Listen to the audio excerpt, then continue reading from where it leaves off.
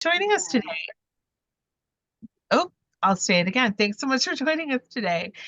Kyle, did you want to go ahead and say anything? Because I know you don't have a lot of time today. Yeah, sorry about that. Just wanted to say hi and thank you to everybody for hopping on today. Looking forward to hearing as much of the presentation today as I can. Elizabeth's a phenomenal resource when it comes to hosting these educational events. As always, though, our team, myself, Elizabeth, Mike McIntyre, are all happy to um, assist in any way we can. Both if you have ideas, you want to bounce ideas off of us, please feel free to utilize us. With that going, I'm going to kick it back over to you, Elizabeth. And again, thanks everybody for hopping on today. Hopefully, this is all going to be informational for every one of you. Awesome. Thanks so much. I know Mike was really excited to be a part of this today, but he's had an unforeseen situation happen with one of his kids getting sick. So he's been unavailable, but he sends his best to everyone and wants to make sure everyone knows that he's available to help in any way that he can as well. So I will dive right in. I want to take as little time of your precious day as possible, but I also want to make this as successful and informational for you as possible. So please engage with me. Ask me any questions, drop them in the chat. I'll pause occasionally to ask, if anyone has questions so we can make sure to get everyone's input. The more people in any sort of audience ask questions, the more information you seem to get out of it. So please feel free. Um, start off with what you're going to learn today. We're going to talk about why planning and educate. Why should you go ahead and plan a Medicare educational seminar? Like what's the advantage of that? Where to start? How do you even start this process? What do you need to do? How do you do invitation and promotion? How do you do the presentation? What are the rules and regs? What rules do you have to follow when you do this sort of a presentation? And how does this lead to sales? That's ultimately the goal, is obviously is helping you guys land leads and secure sales. So I'm going to start off real quick with why do a seminar? There's lots of different reasons, but I'm going to start with this. One is, I think the most important thing here is we're going to cut through the noise. People are getting tons and tons of marketing, advertising, people trying to get their attention. So this helps you cut through the noise of all of that marketing material that they receive. It helps provide needed information. They desperately need help and don't know where to look for it because they're getting bombarded. So what that leads to is a referral source, because as soon as somebody finds trust in you, they're going to share that information with all of their friends and family members who are dealing with the same question marks and overwhelming of marketing information and not sure what to do, where to do it, how to do it. They're going to share that resource with their friends and family members. The other thing that it does is it gets you face to face, whether it's virtual or in person. It puts your face in front of theirs and they get to feel that one-on-one connection, and that really helps build trust. But that leads to the last one, is it's building trust. That is the ultimate goal in holding an educational seminar, is building trust in you for the consumers that you're going to be working with. And I'm sorry if any of you heard my dog barking just then. So let's start with the schedule. Let's start with what's the starting point? What steps do you need to take first? I'm so sorry. First, you're going to start with day and time. So day and time, you're gonna try to pick a day of the week and a time of the day that is going to be most amenable to the target audience that you're looking with. So if it's this time of year through between now and the start of AEP, you're dealing with people who are turning 65, so the T65 crowd. So what day and time works best for them to get as many of them in the seats of your seminar? So weekday afternoons work really well for those who've already retired. Saturday mornings work really well because now you're looking at people who have the time available. You're not working with a, possibly a regular work schedule. So you've got that flexibility. Another time that really works is Sunday after church. So you can kind of maybe even get together with a local church that you know or are familiar with or can build a relationship with and do it after maybe during their coffee hour or even right after that, following that. You've got kind of a captive audience there. So Sunday after church works really well too. So next thing you want to pick is the location. Where do you hold these? If it's not going to be virtual, which I highly recommend doing these in person if you can. If it's not going to be virtual, where do you hold these? Just some suggestions. Think of about a local coffee shop, someplace that's really popular where you in your community where you live or where the community that you're targeting goes to. A popular local restaurant. We've had success. One of our agents found a local restaurant and she worked out a deal with them and they would do a Saturday brunch for her. They had a room that they gave her so she could do that. So it worked out really, really well. It was a very popular location, simple food, easy to get in and out of because it's locally owned. It was really easy to work with the management there. So local popular restaurant is also a really great key. Churches, I mentioned that earlier. Churches are a great resource. Developing that relationship. The other thing that's really great about working with a church is that you can also usually publicize that event, the seminar, in their church bulletin. So that gives you more opportunity to promote as well. Senior centers. Can't say enough about senior centers. There's senior centers everywhere. Another thing that you could do is senior living facilities. There are tons and tons and tons of senior living facilities all across our state. So look for the locations that are near you, tap into them, build a relationship with the life there's different titles that different locations use, but like the education director or the life enrichment director, that's usually a popular title. Get to know them, build a relationship with them, offer them to come in and do presentations. And it doesn't have to be a long formal presentation. It can be a really short mini topic, something that I'm finding a lot of traction with right now. Instead of doing a formal long presentation about the basics of Medicare, is talk about like something that's a hot topic. So right now, the hot topic is how do you protect yourself from the scam phone calls? That is something that a lot of life enrichment directors are really open to, and that gets you the entree into that community, starts building yourself as the resource to that community. That then leads to referrals downline.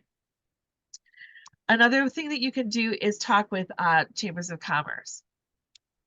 So how do you get the term in the theater world? I have a theater background, so we always used to talk about butts and seats. How do you get butts and seats? Well, you start with an invitation. So get creative. Think outside the box. Think of ways that you can get personal and creative and cut through the noise of everyone else trying to get the attention of these Medicare beneficiaries or the people who are turning 65. Get creative. Make an invitation. Put it in the mail.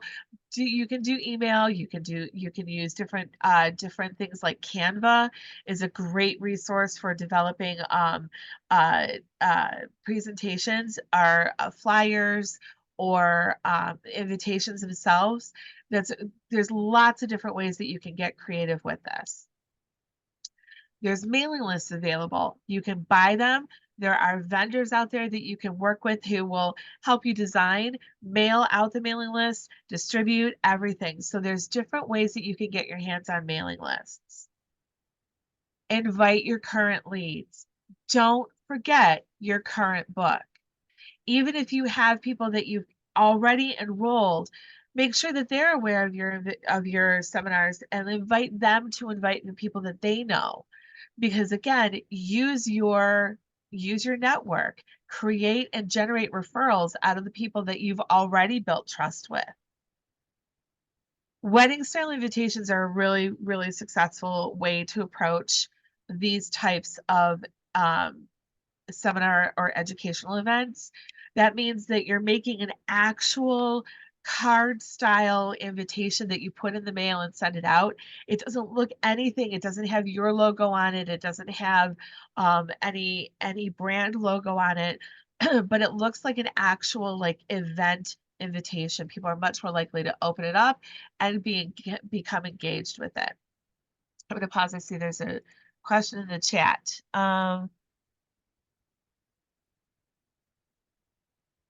They mentioned so somebody said they mentioned 30 to 60 minutes depending on engagement. That was just So- answering about how long the seminar oh, I'm sorry. presentation's Thank gonna you. go.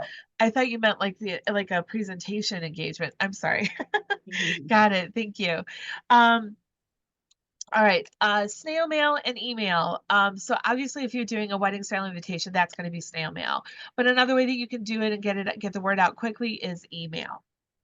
So you want to make sure that you're working with different types because you know that your audience is going to have different approaches to how they do things. So they're going to be looking at things online, but there are people who are not as technically motivated, so that they're looking for things like pieces in the mail. They're looking for interpersonal communication.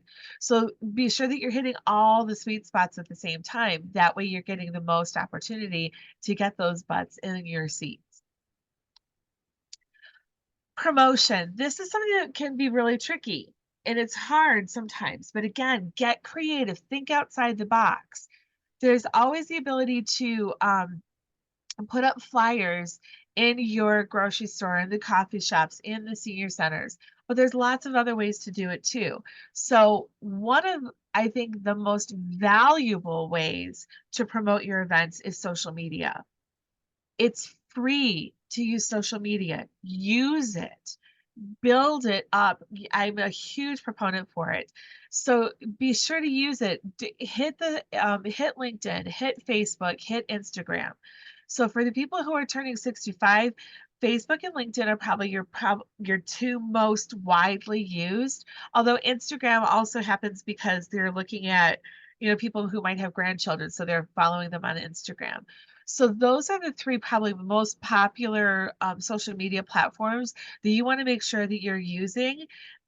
Use the posts, use the ability to share and put up information there.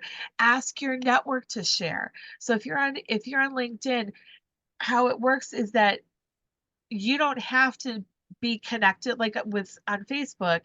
You have to have a first person connection with someone to be able to see what somebody else that you don't know has posted.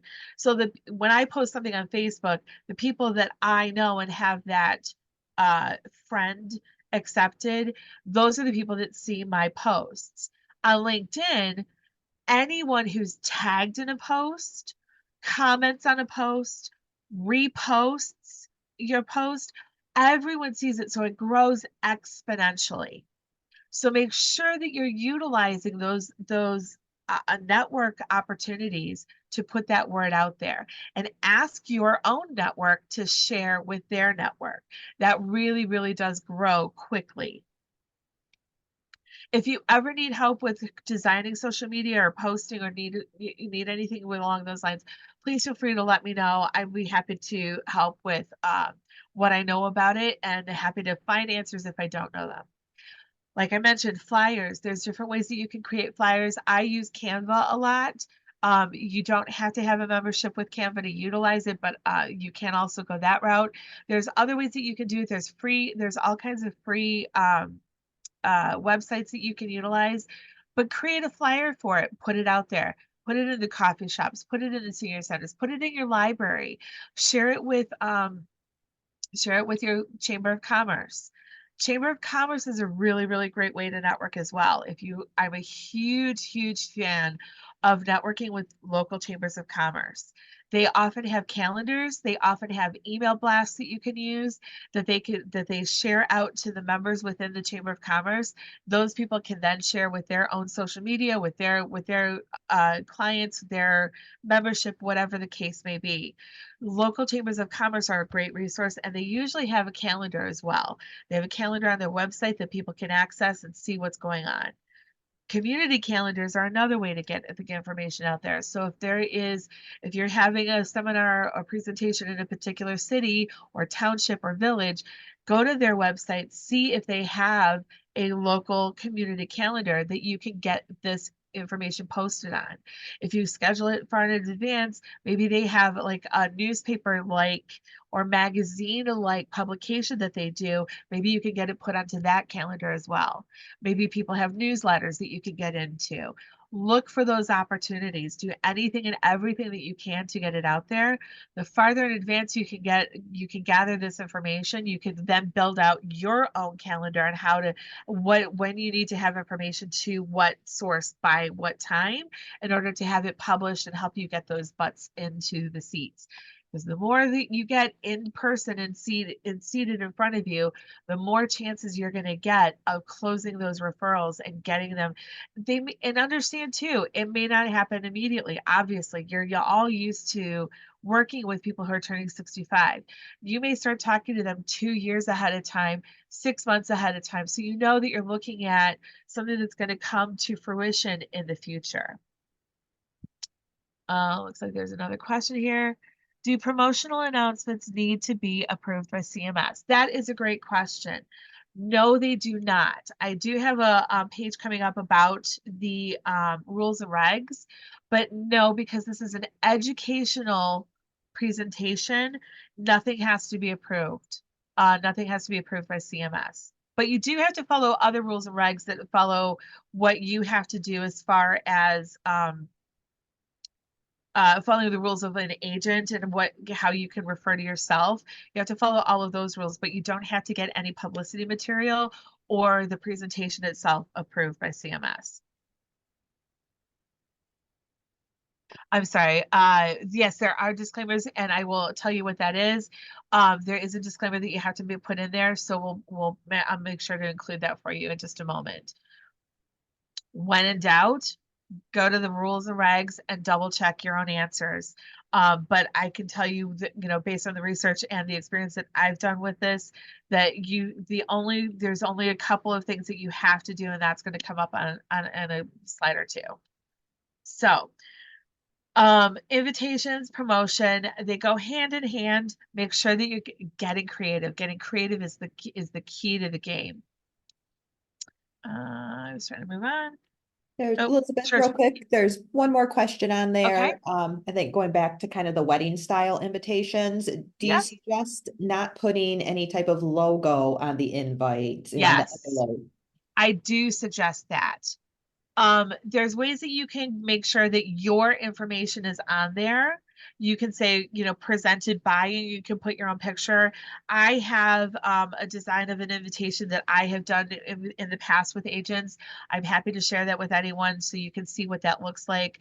But yes, I do recommend it. I recommend that all of this be non-branded. If you're looking at educational approach, you are the brand. So there shouldn't be logos or anything like that except your name, your agency, your contact information, but not to put that out on the invitation itself. Because as soon as you get that, as soon as that's the first thing that people see, they immediately chuck it into the marketing pile that they have. So you want to make sure that you're kind of breaking through that and not putting that logo out there first. Again, building that trust, creating that relationship with you is what's going to create that relationship going forward. And you're going to have plenty of time to identify who you are and what agency you're with. I hope that answered that question. Yeah, perfect. Thank you. Okay. Let's see here. All right. So previously, even through COVID, a lot of consumers were really interested in going to in-person seminars or webinars.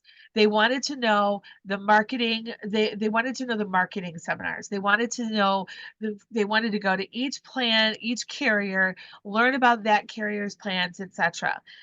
In the last 2 to 3 years, there's been a real shift, and I think that a lot of that is a result of the aggressive, and I would say even almost violent marketing that happens, especially during AEP, from all of those commercials and the phone calls and the marketing materials that they receive in the mail. I think people just got really burned out with it. I think that's just the huge response that, as a whole, that population has had to the marketing practices over the last few years. So there's a huge shift. People are no longer interested. Sorry if you see that message that came up. Oops, wait, cancel. Sorry, technical difficulties here. Yes, I want to cancel. Sorry.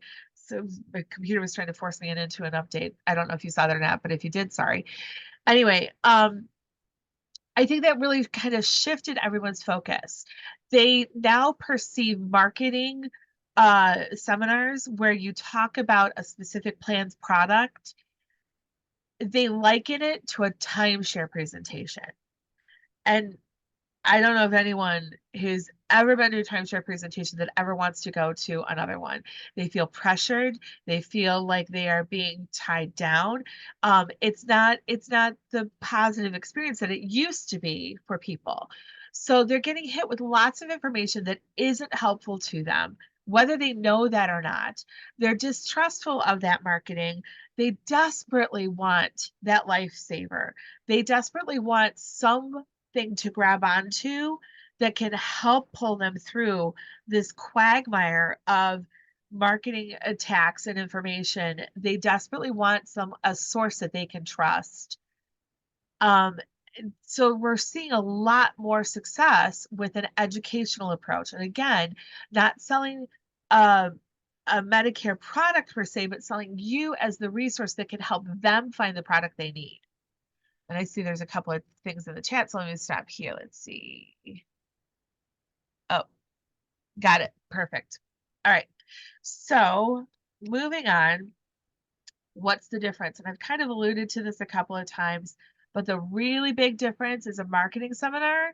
You're selling the product that you're selling is a specific carrier's, only one carrier's Medicare Advantage plans during that time. That's all you can talk about during a marketing seminar is that product that you have been approved to talk about versus an educational seminar where the product is you. You are the resource. This is a great tool. Again, it just becoming that that place that people can send their friends to, send their family members to get the help that they know they got from you. So it's a really great way to start that relationship and referral downline process. So requirements. So this goes back to the question that we had earlier. What are the rules and requirements as far as hosting an educational seminar, which is very different from the rules and regs for a marketing seminar? So first thing is that you can only discuss Medicare details. You cannot go into any particular product during your educational presentation. There are no marketing materials that you can have from any carrier, meaning you can't have brochures or flyers about anything that shows a particular Medicare Advantage product or even a Medicare supplement plan. If you do have promotional materials, and this goes back to the requirements that for putting out those, whether it's a social media post, whether it's an invitation, whether it's a flyer, the only thing that is written in the rules and regs is that everything that is promotional must say it is for, quote, educational purposes only. No products will be sold. As long as your material says those words, you are good to go as far as CMS is concerned. You may serve food and beverages during an educational presentation, unlike a marketing presentation where you might have a bottle of water and a snack, like a granola bar, but like you can't serve food. You actually can serve food and have found that a lot of agents are having success when you serve a meal. And I don't know, again, I have a huge crazy varied background in my resume. So I have a lot of theater experience, but I also have a lot of event planning experience. And there's a very common joke that if you feed them, they will come. So if you put on your invitation that a light meal will be served, or a light lunch or brunch will be served, trust me, you're going to get people to come to this and more interested in coming to that than they would if it's just, hey, show up at the local coffee shop, buy your own coffee. So serving food and beverage does actually entice people to come, but you're allowed to do that. You may not accept an application at the time of seminar. You can, however, provide small giveaways like pens or notepads, as long as it doesn't exceed $15 per person. This is a great opportunity, especially with pens and notepads, to provide your audience with not only the paper to take notes on that has your name, your logo, your contact information on, but also your pen. Now, you can have giveaways from a carrier like that. Like if you want to have hat pens there, you can do that. That's not a problem, as long as you aren't talking about a hat product. But if you can have your own materials there, that's going to go serve you a lot better in the future, because then they have someone to call you back. Okay. You want them to leave there with as much of your name, your phone number, your email in their possession, so that they have access to it when they want to call you back. You can set appointments or collect consent to contact cards or scope of appointments. So you can set the scope, you can set an appointment and sign an SOA right then and there. And that way, when you get to the appointment, you've already got the SOA out of the way. You can collect consent to contact cards. You can do all of that as long as you aren't actually talking product and accepting an application. You can do all of this at the time of any sort of educational presentation. Oh, looks like there's a question, so let me go back to this. Oh, okay. I just want to make sure I'm not missing any questions that might come up. All right, so presentation is available. We have a non-branded educational presentation that is available. If you would like a copy of this, please reach out to Mike. He will make sure to get you this copy. It is a PowerPoint. It's not orange. It has nothing to do with HAP. It gives you space in the presentation to put in your contact information, your agency's name, your phone number, your email. So it's not branded at all. It has no theme to it. It's there as a tool for you to use. You can go through the presentation. I do recommend some pro tips with doing a presentation. Some of you may be really comfortable with standing up and presenting in front of a group of people. Some of you may not. So if you're not as comfortable, these might be some ideas that might help you through that process. The first thing, whether you're an old pro at this or whether you're new to the game, I cannot impress upon you enough to review and practice your presentation prior to giving it. You'd be surprised, even if you know the material really well, you know Medicare inside and out, practice the presentation that you're going to give so that you are prepared. You know what's coming up on the next slide without even looking at it. That makes you look that much more confident, that much more knowledgeable, and that much more trustworthy. So please, please practice and review your presentation before you give it. Engage your audience with questions. Keep them engaged. Ask them questions throughout the process. I find this to be really effective way to say, so how many people here understand what Part A and Part B is versus Part D? Like ask them the questions ahead of time and then go into the information. Really, really get them engaged. It really helps not only keep their attention, but keep them interested in the process and not get bored. Because Lord knows the topic of Medicare is not exactly a thrilling topic. So add in personal stories to help explain the points that you have. use examples of previous clients that you've worked with, of family members that you've worked with, of problems that you've encountered, and how you help to solve them. Use those personal stories. That really, again, makes this more of a relationship that you're building. You're revealing more of yourself. You're revealing more of your experience. You're making yourself more relatable. It's a really great way to do that. Another thing is to add the personal touches with jokes or anecdotes. I have several jokes that are kind of stock jokes. If anyone has ever seen me do a presentation, I guarantee you that you've heard at least 2 or 3 of the jokes that I use almost every time. But here's the thing, the people that are sitting there listening to you do the presentation, they've never heard you do it before. So it doesn't matter if you repeat the same joke every time you do it. Anecdotes are a great thing. I constantly use both my brother, who's turning 69 in May, and my mother, who just turned 91. I use both of them as examples throughout my presentations, again, to make it so that I personally have gone through what you are going through because I've helped my brother through this or I've helped my mother through this. So it makes it, again, it's more interesting, it's more you makes you more relatable, and it builds that relationship even stronger. There's a couple of comments here I want to touch on. Um, okay. Oh, thanks. Someone just provided Mike's email address, which I do have at the end as well. So that is pretty much the bulk of the content. So now that we get through why do you do a presentation? How do you start? What do you do? What is the presentation? Now let's talk about what turns that into sales and leads. Provide your business cards. Always, always, always provide your business cards. Put your business card on the table at each spot, along with whatever notepad, with whatever pen, with whatever magnet you have that you can share. Put those down. Make sure that they have your business cards.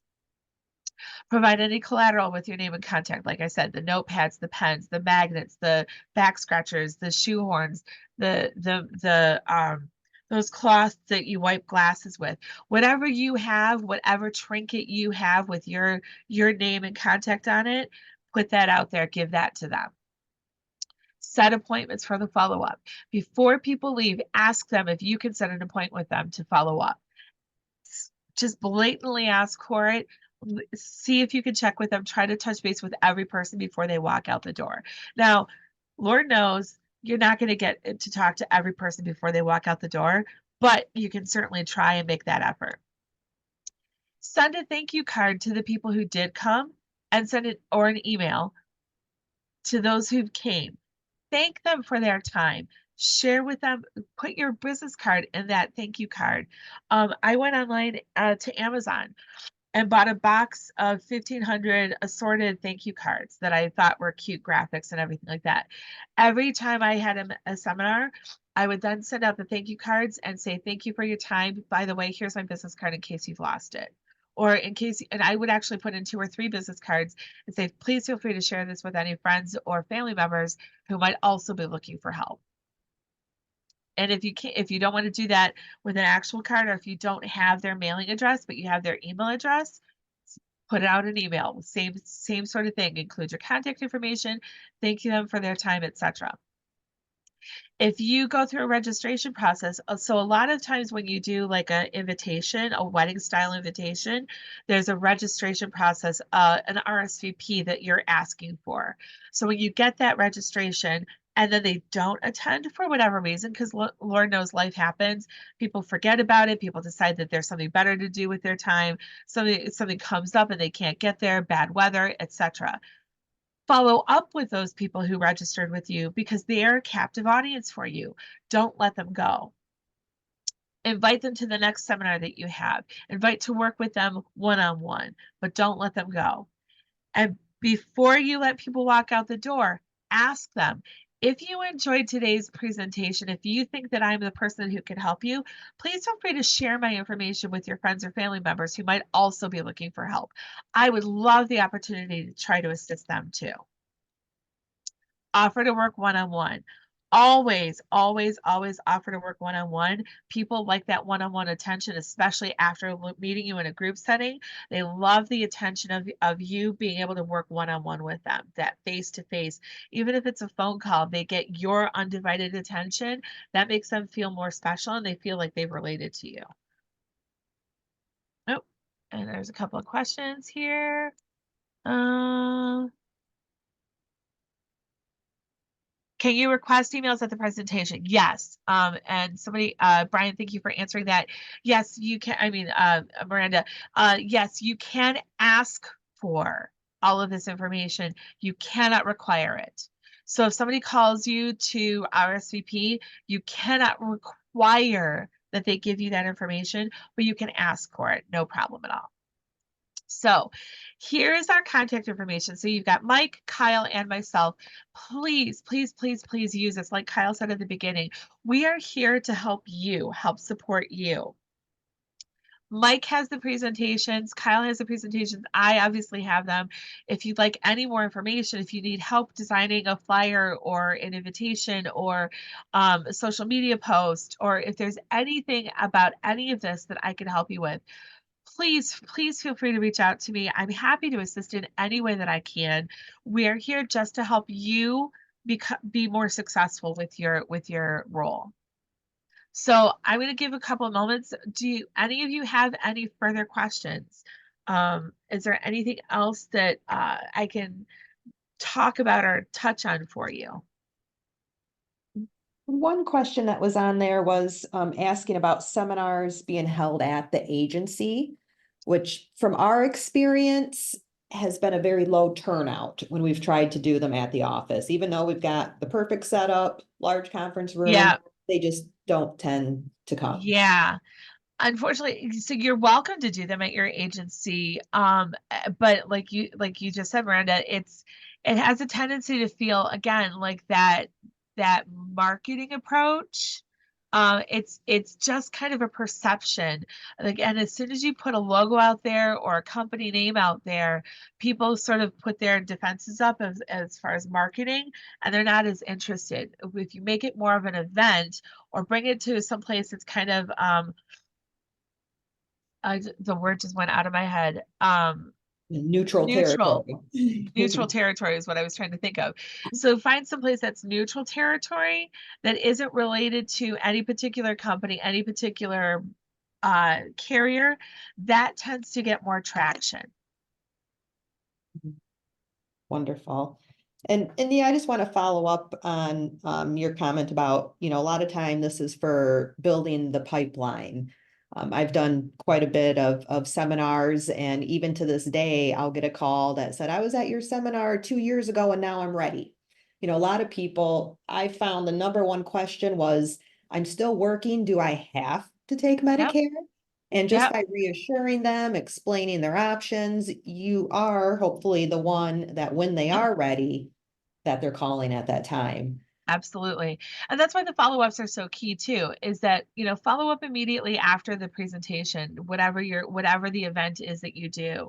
But then keep their name and information and send them a, hey, just thinking about you, want to see how things are going with your Medicare journey. Is there anything else I can help you with 6 months later or a year later? Kind of put it on your calendar. The more information you can get from them, obviously the better you can kind of set that cadence for yourself, but they don't have to give that to you. So, use whatever information you have, stay relevant to them, invite them to come to another session, especially if you kind of create like a hot topic sort of approach and say, you know what, I'm doing a Medicare trivia night here, or I'm doing a Medicare hot topic button ice cream social here.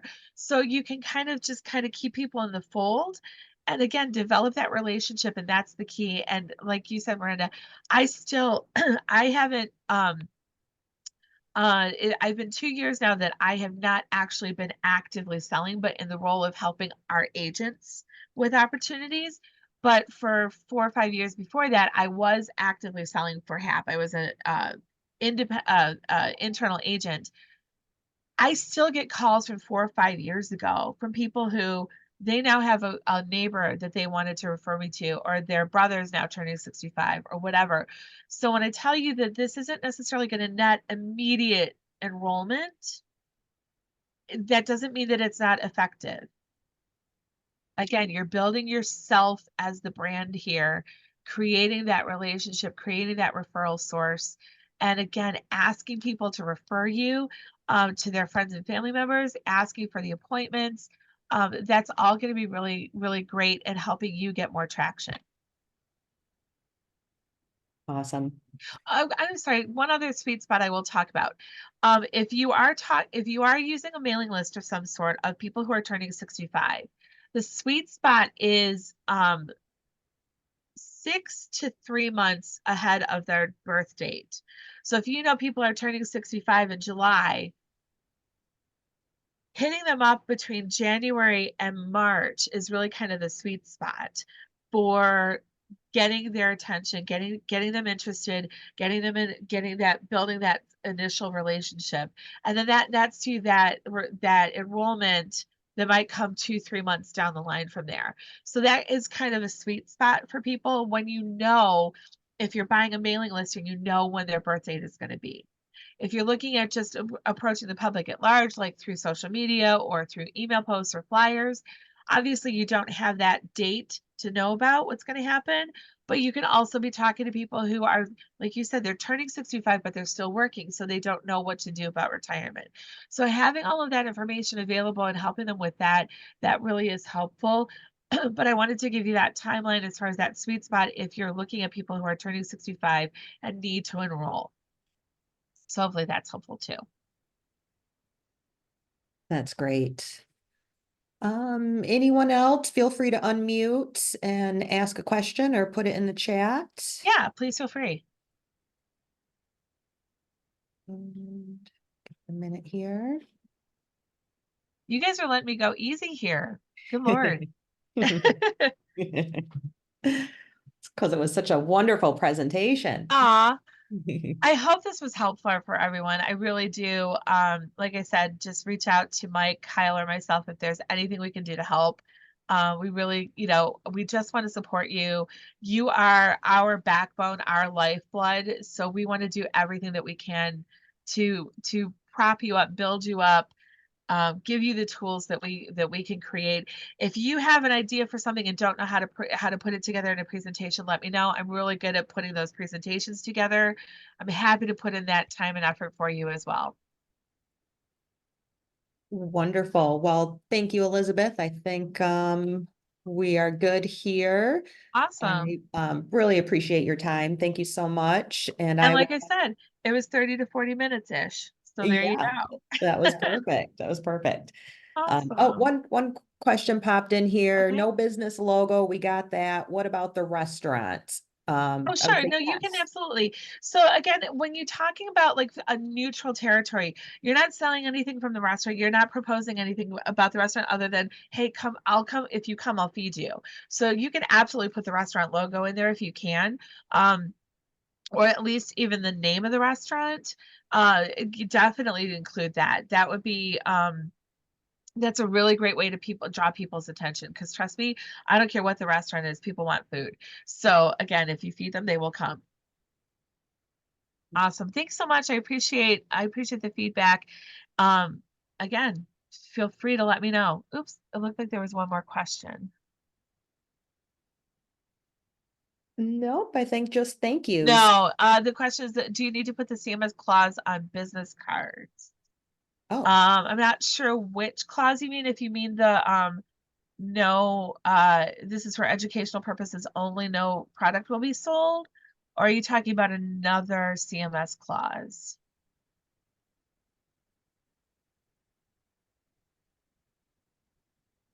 Katie, if you want, you can unmute and elaborate on that.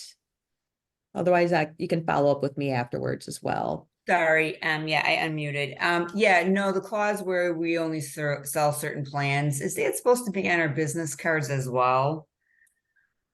You know, where it's like we only sell certain plans. If you need to look at all your options, contact CMS, that clause. Like, is that supposed to be on our business cards too? I am not aware of that requirement. Mhm. Miranda, do you happen to know that? Yeah, I don't believe so. No. Okay, I didn't think, I mean, where would you put it? It's a long clause on a very small space, but Yeah, get that, you're always trying to make sure you're ahead of CMS because, you just you show never up with know. the penalty. So, Yeah. okay, well, thanks for answering that. And it was a great presentation. Thank Oh, you. thank you. I appreciate that. Yeah. Mhm. Awesome. Well, thanks everyone for your time. I really appreciate it. And I'll just say officially, wait. Thank you. Wonderful. Thank you, Elizabeth. Everybody will get Awesome. this shared out through email as well. Awesome. Thanks so much.